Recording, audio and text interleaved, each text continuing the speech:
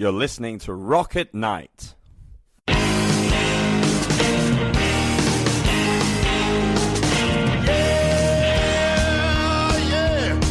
you ready? Hey, tonight I'm gonna take you on a little trip. We're going down south by the mighty Mississippi. I'm gonna take you to a place where lights never dim. Bring your mother, your brother, and your best friend. I'm gonna show you where they dance out in the street. They'll tell you all about your body heat. Not gonna talk about it, just gonna do it. Get on down if you feel up good. Get on down. Okay, this is Anita. I'm with Rocket Night, and we're sitting here with Louis. You need to pronounce your name because that's a tough one. It goes both ways. I mean, just call me Louis. Everyone else does. Yeah, like some people, my parents even call me Louis, and they shouldn't because they're South American. It is Luis. My name is Luis Francisco Cabezas, but like South America, which country? Ecuador. Yeah. Oh, okay, because I used to live in Caracas, Venezuela. That's why I was asked. Yeah. So you speak Spanish, obviously. I understand Spanish. My family came here when I was 2, and they moved to Texas, and then I just became like American faster than they did, right? Because I was 2, so I just absorbed it. But yeah. So my family's all South American. Yeah. Something I didn't know. Yeah, it's good though because it gives Kelly the excuse to say that she like is with like an exotic dude when in reality I'm just a normal American kid, you know. So the question that I have for you is for a lot of the Tampa people, Tampa natives that will be listening to this playback, you all went to high school at Land O'Lakes High School, just a little north of Tampa, and then you went to the new school. The one in Sarasota, Bradenton? Yeah, we went to the hippie school, the hippie college, to New College. All we knew about it, well, we knew it's the honors college of the state university system. At least it was. So it's a legit school. They don't have grades. It's all written evaluations. Nobody wears shoes. They might now. This is back when we went. And, yeah, like going into it, we knew that there was naked volleyball. And like they have these amazing parties, but they think a lot and they read a lot, and I don't know. It made us learn how to it made us just be like kind of like cultured and thinkers, you know, at a time when we could have just become complete degenerates and losers, you know. Like we did that later. So would you call it more people that go to that school more on the fringe or kind of artistic and? Oh yeah. Yeah, 1,000%. There's no, we didn't watch TV, for example. There was no, it's like very like counterculture, very like left, about as far left as you can get. And so, so that informs our politics, that informs our mindset, that informs our like value system a lot. So, yeah. When you were at that school, you had an early band, kind of like the first band. Tell us a little bit about that and who you were playing with and what kind of music you were doing. Yeah, so a friend of mine, Josh Harold, who lives in Asheville now, he's a lawyer now, which is weird, but he came up to me one day. He's like, "Hey, man, you want to start a band?" And the only reason he asked me was because, number one, we used to drink whiskey together. Number two, he had recently stopped drinking whiskey, and he decided that he wanted to do something else with his life. And so he's like, "Hey, I've seen you carrying a guitar around campus." Like, you know, weird guy with blonde dreadlocks carrying a guitar. He's like, do you want to start a band with me? I was like, yes. What do you play? He's like, nothing. I'm like, okay, I guess you're going to play bass. So we went and got a bass for him at the pawn shop. And then meanwhile, Kelly was like, you're not going to be in a band if I'm not in the band because I'm not going to be a coat hanger. And then so it was like, okay, well, you can play rhythm guitar. And then we were like, we need a drummer. And Josh said, I've got a friend. He worked at the Half Moon Beach Club in Sarasota. He's like, I have a friend at Half Moon, Mike. He said he's a drummer. Okay, cool. Mike's in the band then. Mike shows up, and we're like, okay, yeah, Josh said you were a drummer. He's like, yeah, I played a snare drum in high school marching band.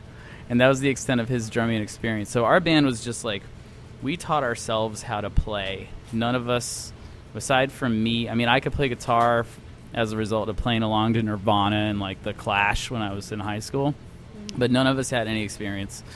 And those demos sound cool though. I mean, they have a thing to them.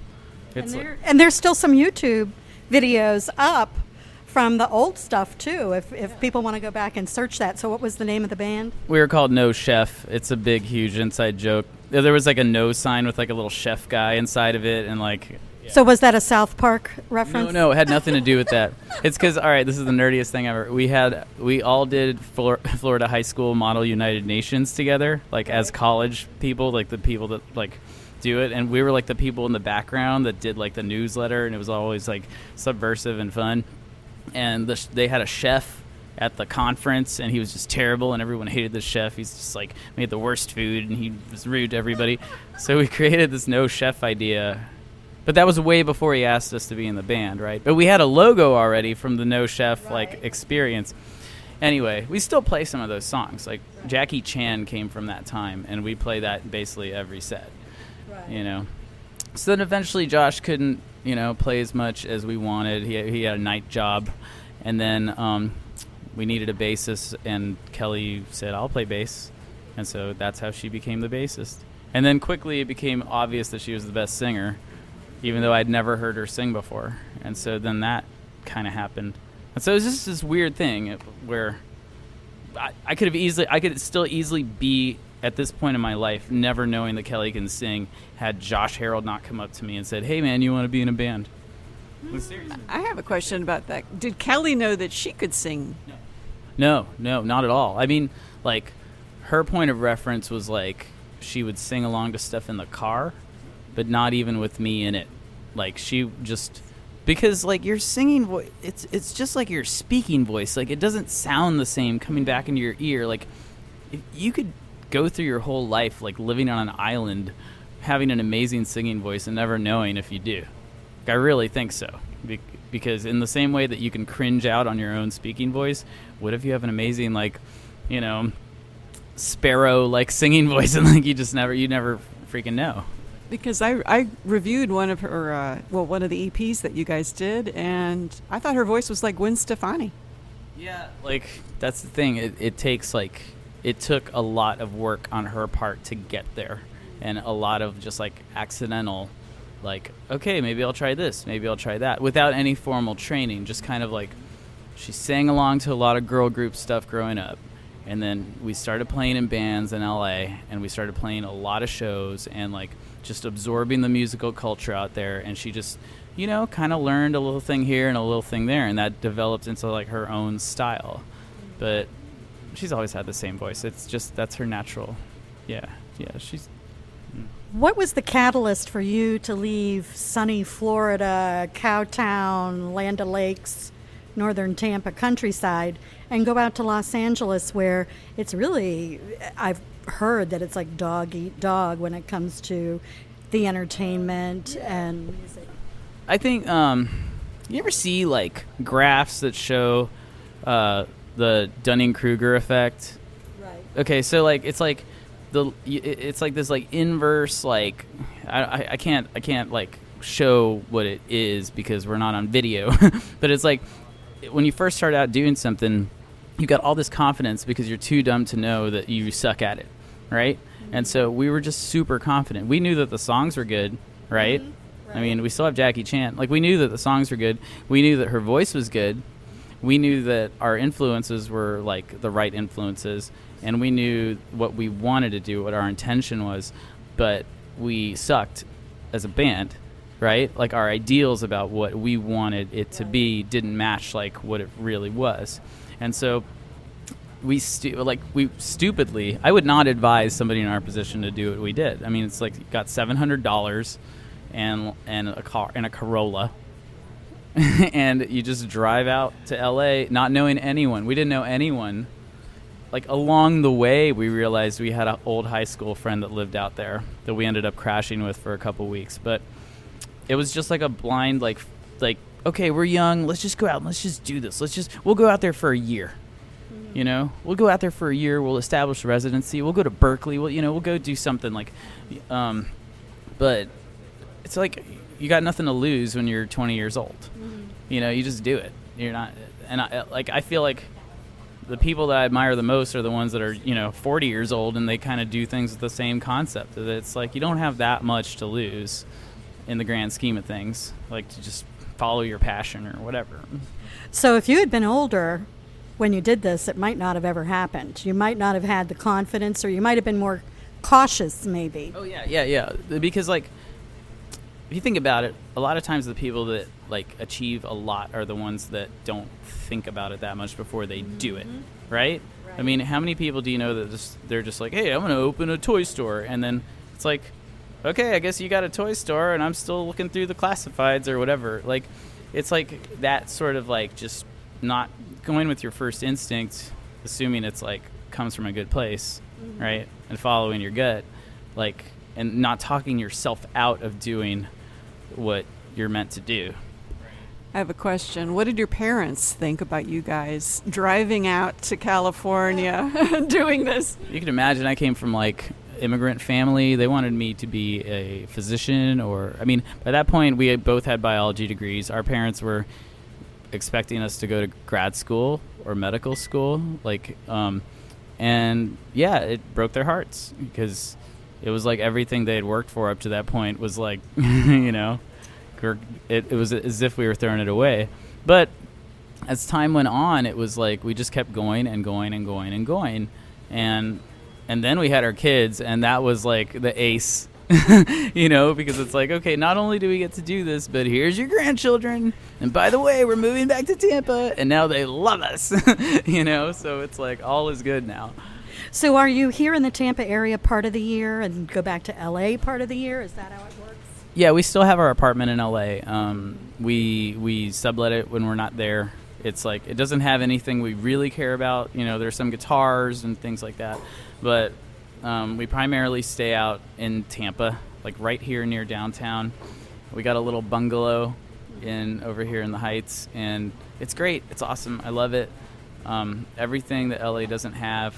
I do miss things about LA, obviously, like, and we are limited in some ways. Like, we can't go to the industry mixers, and we can't go, you know, we can't like, we can't go to shows and like watch other bands and meet other bands, because there just isn't as much of that happening here.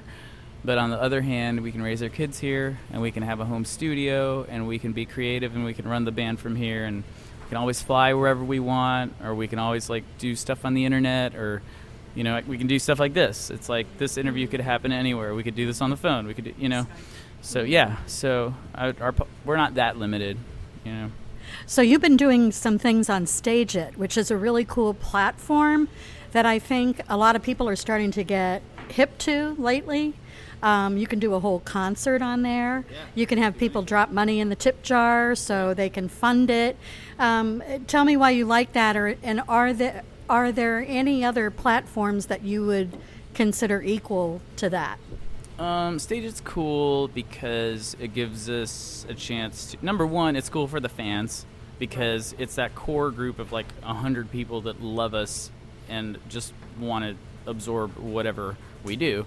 And we have this little community around our band, and they all know each other. They all know each other's like screen handles or whatever. And the Stage It thing is basically like an online party where we all hang out, and you know, there's a chat room, and we play a themed show. We'll do like, I don't know, we did like a Ramones show, or we do like, you know, we did a Nirvana show, or sometimes we'll just do like new stuff that we're working on. Yeah, but it's an online show, and it's basically like you're busking like in a train station, you know. It's like people don't have to pay anything, but they can tip you if they want. And so that one's cool. The other things we do, it's like Pledge Music is our main crowdsourcing platform.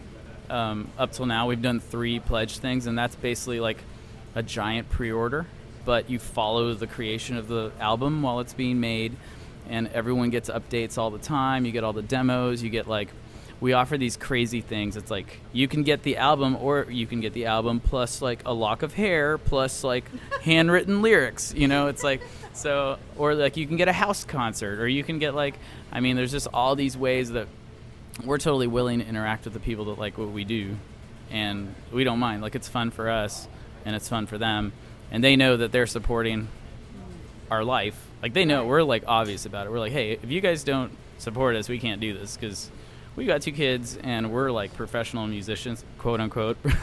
You know, I mean, this is our job. So they all know that to keep us moving, they need to support us, and it's a very like open sort of thing like that. There's no mystery. We're not, so those two platforms are the main ones, and then I feel like I'm missing like a really obvious one. But yeah, I mean, the internet's just the internet. There are just so many ways to reach people. I love your videos. Do you guys do them yourselves?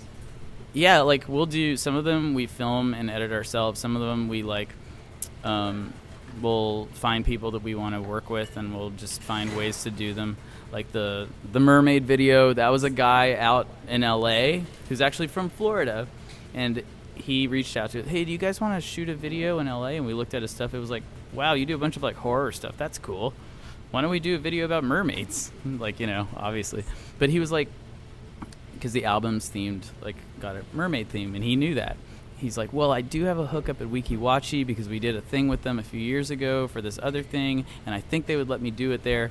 And Wikiwachi basically gave us the run of the park. Like, they let us, like, take over that park for a day, and they were the coolest. And so it's kind of like a commercial for Wikiwachi Springs, which, and so, yeah. So it's always just some weird thing like that where you meet somebody or they're, like, a fan of the band and you kind of, like, collaborate or whatever. Mermaid was like one of my favorite videos. I loved how it was done, and of course I'm a fan of Wikiwachi too, but where do you see yourself, you and the band, all of you together, in about 5 years? What's your goals? I think we would like to expand our like sonic sort of thing a little bit.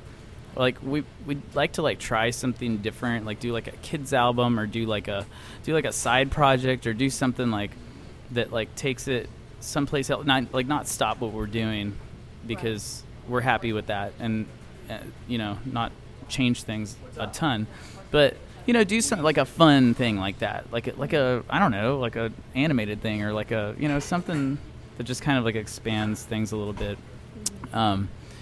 and I feel like as we like add to our catalog, it's like that's just like it just grows and grows and grows. We've always been on this like upward incline, this weird slow upward incline, and so I just see that continuing to go forward. And I mean, I want to be like 80 years old on the like acoustic circuit doing my Bob Dylan thing in like little halls or whatever. That'd be awesome. Obviously, like our kids are going to have to be in school, so we might just have to do like summer and spring break or whatever. But we're probably never going to stop touring if we can help it. And so. I've got one more question, and then I'll let my colleague here wrap it up. But my question is, how do you travel with the Dollyrots? That must be extremely challenging. It is, and it isn't. So there are two of them. We have two kids, 4 years old and 1 year old, and we travel with them by plane, by RV, by whatever, and they're amazing. Really all we have to do is make sure they get enough snacks, enough Legos, and just enough stimulation. Like right. And that's kind of the cool thing about it for me. Because when I'm on tour with them, my main job during the day, I'll do my band stuff, and then the rest of my day is just entertaining them. And so it's like I'm forced to like play with them. Right. And so that part's cool. Like there's no problem with that. And so, yeah, I mean, you get less sleep. Last night we were in Savannah until like 2, and then we showed up at a hotel at like 4:30, and then we got up at like 10, and then we showed up in Tampa, and it's time to play a show, and that's just the way it goes sometimes, So, but the kids are tough, and they know the program, so we're not. They will follow us, Right. They're our kids. They will follow. Like River started setting up the stage on this tour, like he was like helping, like he was full blown, yeah. So they just like it's just the family business, and so they'll grow up doing it, and they can choose to do it when they get older, or they might just be like, no, I want to be a civil engineer. Screw this. I want to be an astronaut for real. I'm going to join the Space Force. Don't do it. Yeah. So. When Rocket Night interviewed you guys in London in 2016, you were with Bowling for Soup. Yeah. You did that tour.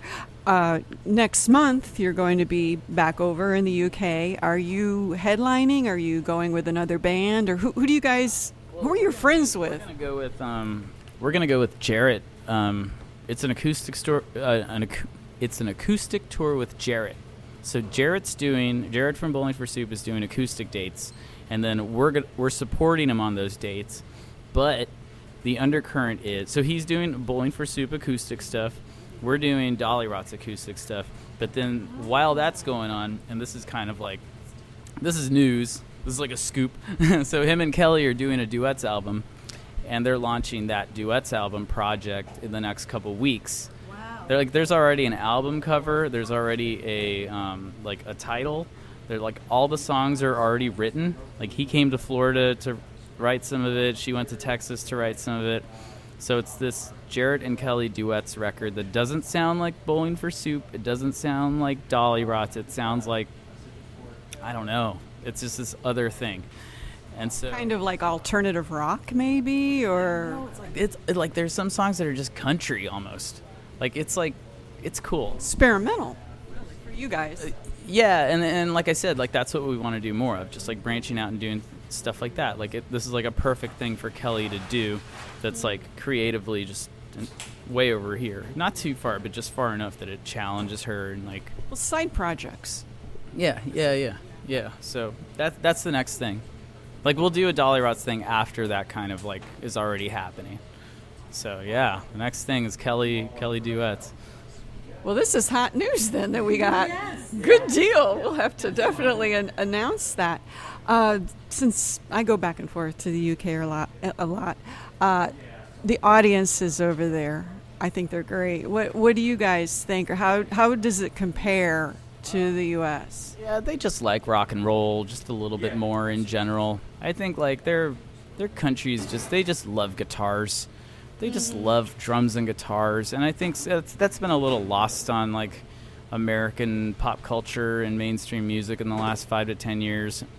But that's something that's very strong over there, and so in turn, like, they love us because we kind of like embody like a lot of the elements that they really love, and a lot of the influences that they really love. And so it's like we did a tour with Buzzcocks over there, like supporting Buzzcocks, and we thought it was going to be like people throwing beer bottles at us or something, but they freaking loved it. And it was because like it's all comes from the same place, it comes from the same spirit. And so yeah, there's definitely a difference. I think there's still hope for the U.S. I don't have a lot of hope, but I love this country, and I just wish that the politics were different and the attitudes about guitar music was different. And that's basically it. Those are my only complaints. Everything else is cool. So, yeah.